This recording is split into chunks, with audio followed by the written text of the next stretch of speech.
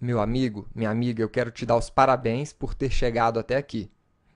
Você está quase concluindo o conteúdo de lógica de programação.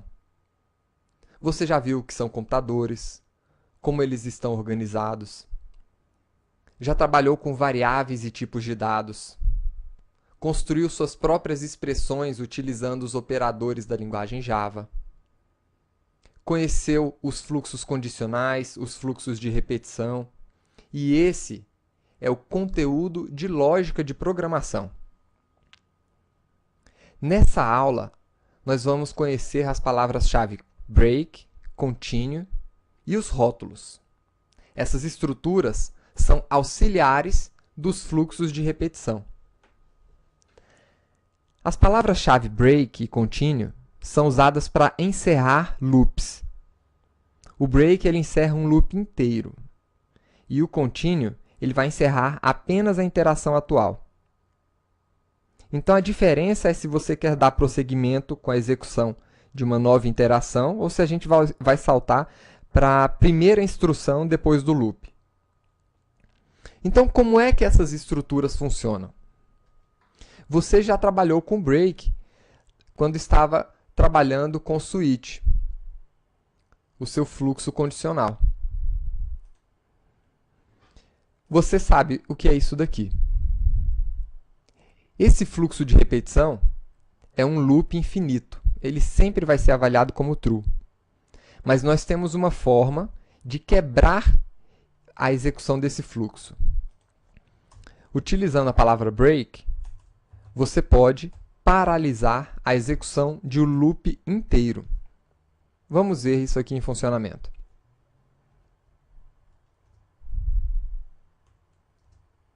Tá aí.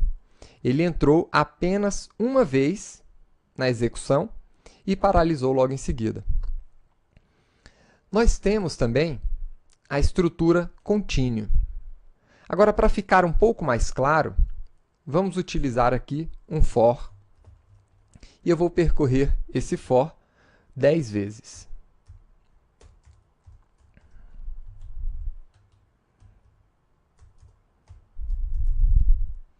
E a minha intenção é imprimir o valor de i aqui dentro.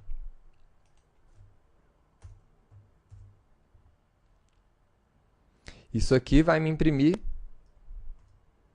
de 0 até 9, todos os números.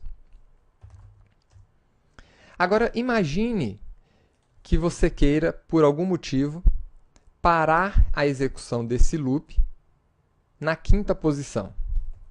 Então, se o i for igual a 5, você pode utilizar a palavra-chave break, que você já aprendeu.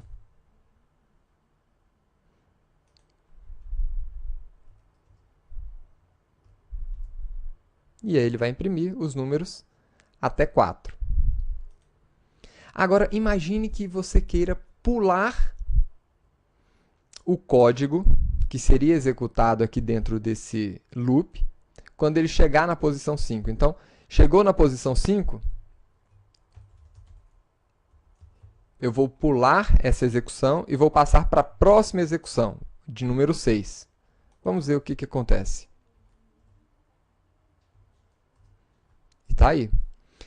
Ele imprimiu os números de 0 até 4.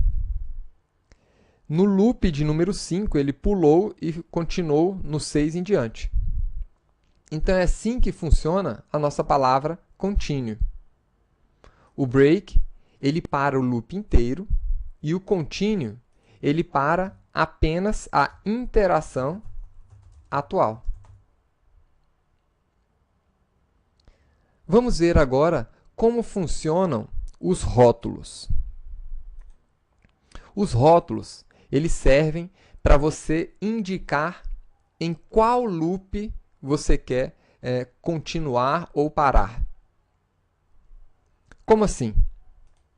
Tanto as palavras break como continue, elas vão paralisar a execução apenas do loop mais interno onde ela se encontra. Então, se você tivesse aqui dois for, um dentro do outro,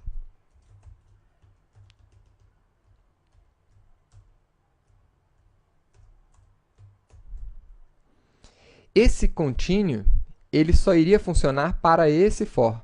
E o break também. Ele não paralisaria esse for mais externo. Para isso, nós temos os rótulos. Os rótulos são nomes que você pode dar para essas suas estruturas, para esses seus fluxos. Então, você poderia indicar um nome para esse primeiro fluxo. Então, poderia colocar aqui rótulo 1, por exemplo.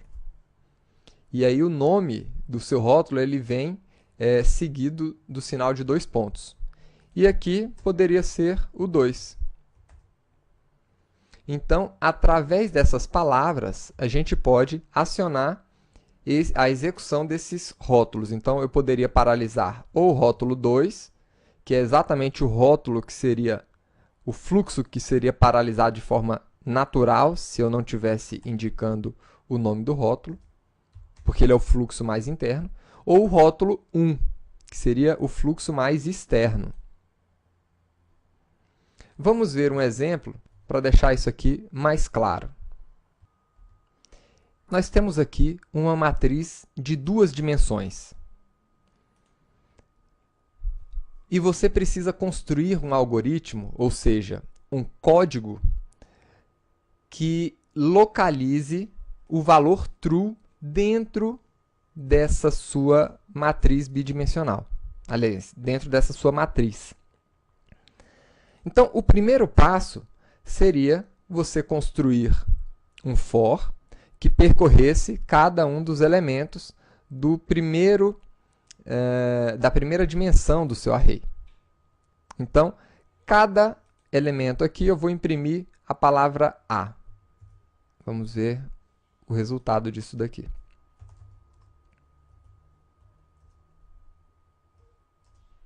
Então, tá aí. Como tem 2 elementos, foi impresso A e A. O próximo passo é, dentro de cada um desses arrays internos, localizar os elementos internos, ou seja, eu vou percorrer cada um desses elementos internos aqui desses arrays. Então, eu vou criar um outro for, um for dentro do outro, e para cada elemento aqui dentro,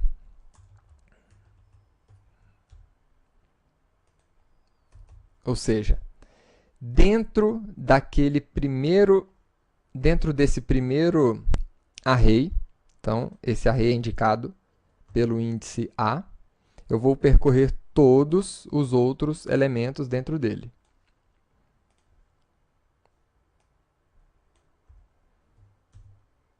Então, vamos ver o resultado desse código. Então, tá aí. Ele entrou no primeiro array, e dentro desse array ele percorreu todos os elementos do array. Agora entrou no segundo array e percorreu todos os elementos daquele segundo array. Ou seja, nós montamos aqui um fluxo de repetição dentro de outro para percorrer todos os elementos dessa matriz. Agora eu quero localizar aquele elemento que tenha o valor igual a true. Então, como é que eu localizo um elemento aqui dentro? Vamos lá. Se dentro desse array, na primeira dimensão, o elemento que eu estou percorrendo naquele momento for true, então eu vou imprimir aqui true.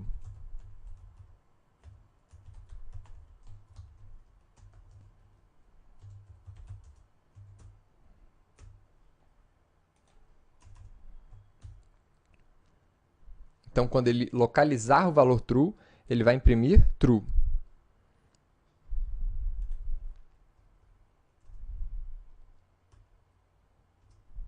Então, tá aí. Localizou o true logo aqui no início. Agora, imagine que você estivesse, na verdade, tratando de uma matriz com milhões de registros. E imagine também que o valor que você está pesquisando é exatamente como está aqui, o segundo valor da sua matriz. Você gastaria um bom tempo, né, e bons recursos do seu processador para poder varrer toda a matriz, sendo que, na verdade, você precisaria varrer apenas os 2 primeiros registros. Então, como é que a gente poderia utilizar esse recurso de rótulo e as palavras break e continue para acelerar esse seu processo de pesquisa do valor true dentro dessa matriz? Então, vamos ver aqui. Dessa forma como nós estamos vendo,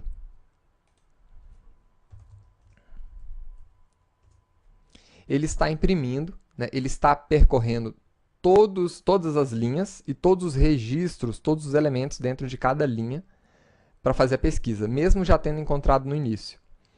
Então, um primeiro passo que a gente poderia fazer aqui, né, seria utilizar o método, a função, aliás, a palavra-chave break. Essa palavra-chave break vai quebrar o fluxo mais interno, ou seja, só esse fluxo aqui, o for. Então, vamos ver qual é o resultado disso. Então, tá aí. Ele entrou na primeira linha, entrou no primeiro registro, no segundo ele encontrou.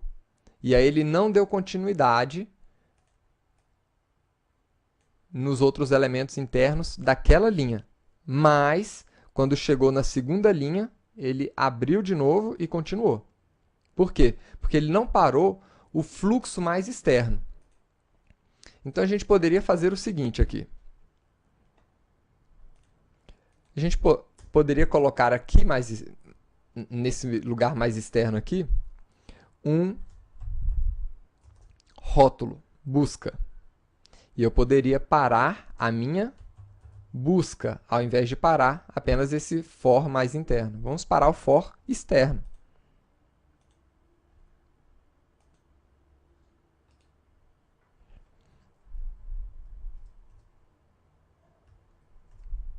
Então, tá aí. Paralisando o for mais externo, quando ele encontrou o valor true, ele já parou a pesquisa. Ou seja, ele não consumiu mais recurso varrendo todos os registros e continuando o processamento. E o continue também pode ser utilizado junto com os seus rótulos.